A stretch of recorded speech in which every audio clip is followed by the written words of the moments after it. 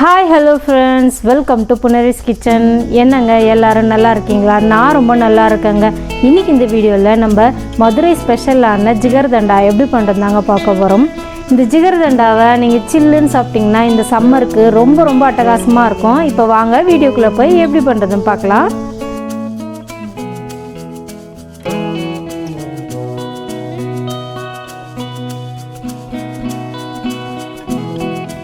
இந்த ஜிகர்தண்டா பண்ணுறதுக்கு முதல்ல நம்ம கேரமலைஸ் பண்ண சுகர் சிரப்பை ரெடி பண்ணிக்கலாம். இப்போ கடாயில் ஒரு 2 டேபிள் ஸ்பூன் அளவுக்கு சர்க்கரை சேர்த்துக்கிறேன்.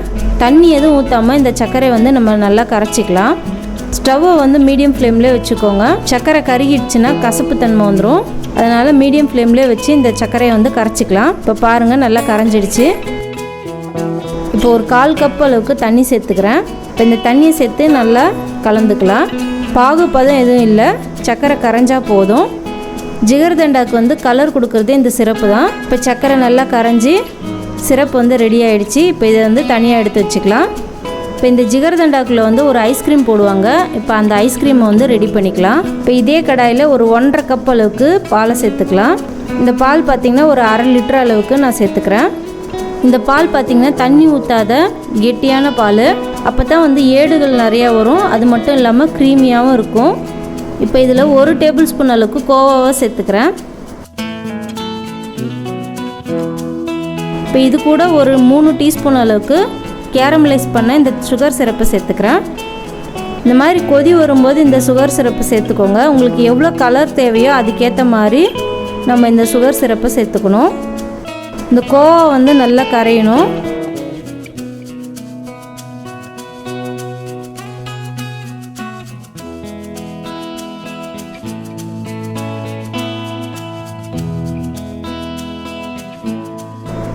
இப்போ 2 டேபிள் ஸ்பூன் அளவுக்கு சுகர் சேர்த்து நல்லா கலந்துக்கலாம். இந்த பால் நல்லா கெட்டியாக வரணும். நம்ம சுகர் சேர்த்த உடனே பால் கொஞ்சம் தண்ணியாக இருக்கிற மாதிரி இருக்கும். அதனால் ஒரு 2 நிமிஷம் போல் நல்லா கொதிக்க விடுங்க. இப்போ பால் நல்லா கெட்டியாகிடுச்சு பாருங்கள். இதை ஒரு பவுலுக்கு மாற்றிக்கலாம். இப்போ இதை ஒரு மிக்ஸி ஜாரில் மாற்றிக்கலாம்.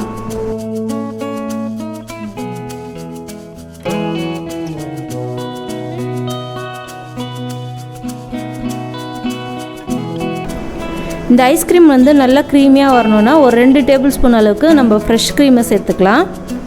இப்போ இதை நல்லா மிக்சியில் போட்டு பிளெண்ட் பண்ணி எடுத்துக்கலாம். பாருங்கள், இந்த மாதிரி பிளெண்ட் பண்ணி எடுத்துக்கணும். இப்போ இதை ஒரு பவுலுக்கு மாற்றிக்கலாம்.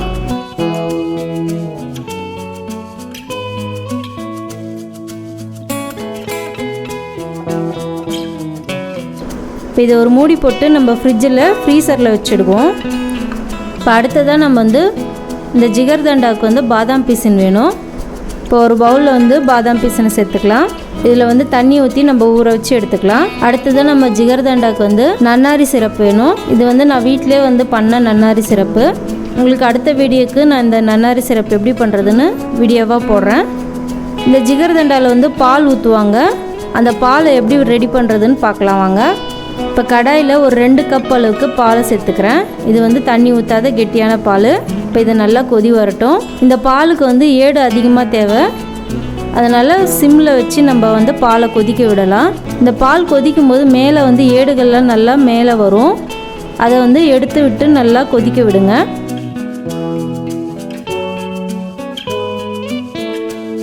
இப்போ இந்த பாலில் ஒரு 2 டேபிள் ஸ்பூன் அளவுக்கு சுகர் சேர்த்துக்கிறேன்.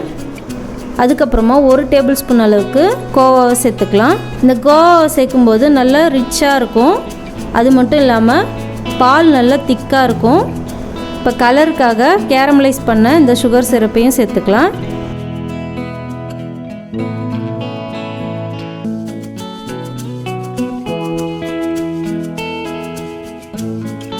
இப்போ எல்லாத்தையும் நல்லா கலந்துட்டு நல்லா கொதிக்க விடுங்க.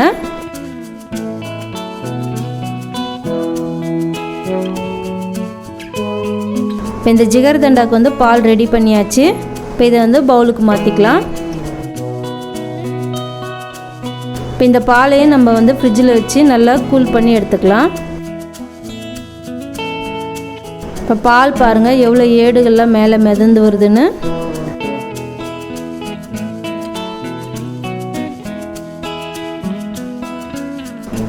இப்போ இப்போ ஜிகர்தண்டா வந்து ரெடி பண்ணிக்கலாம். இப்போ ஒரு கிளாஸ் பவுலில் நம்ம காய்ச்சி ஃப்ரிட்ஜில் வச்ச பாலை சேர்த்துக்கலாம்.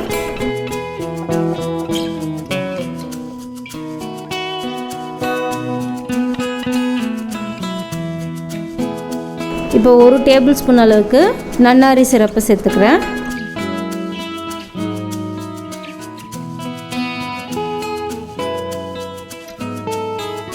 இப்போ இது எல்லாத்தையும் நல்லா மிக்ஸ் பண்ணிக்கலாம்.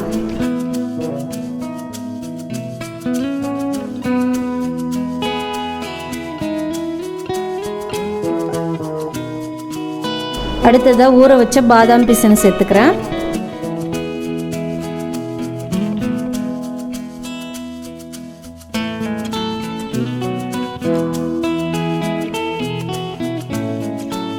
இப்போ ரெடி பண்ணியிருக்க இந்த ஐஸ்கிரீமை வந்து சேர்த்துக்கலாம். பாருங்கள் எவ்வளோ ஐஸ்கிரீம் வந்து நல்லா க்ரீமியாக இருக்குன்னு. இப்போ இதுக்கு மேலே கொஞ்சமாக நன்னாரி சிரப்போ இல்லைன்னா சுகர் சிரப்போ சேர்த்துக்கோங்க. இப்போ வாங்க பரிமாறலாம்.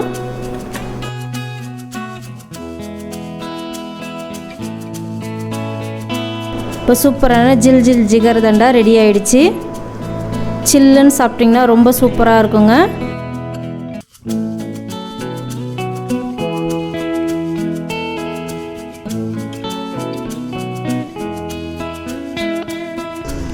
ஏன்னங்க நீங்களும் இதே மாதிரி வீட்டில் ட்ரை பண்ணுறீங்களா? உங்களுக்கு இந்த வீடியோ பிடிச்சிருந்தா லைக் பண்ணி சப்ஸ்கிரைப் பண்ணுங்கள். நன்றி. பசித்து ருசித்து சாப்பிடுங்க.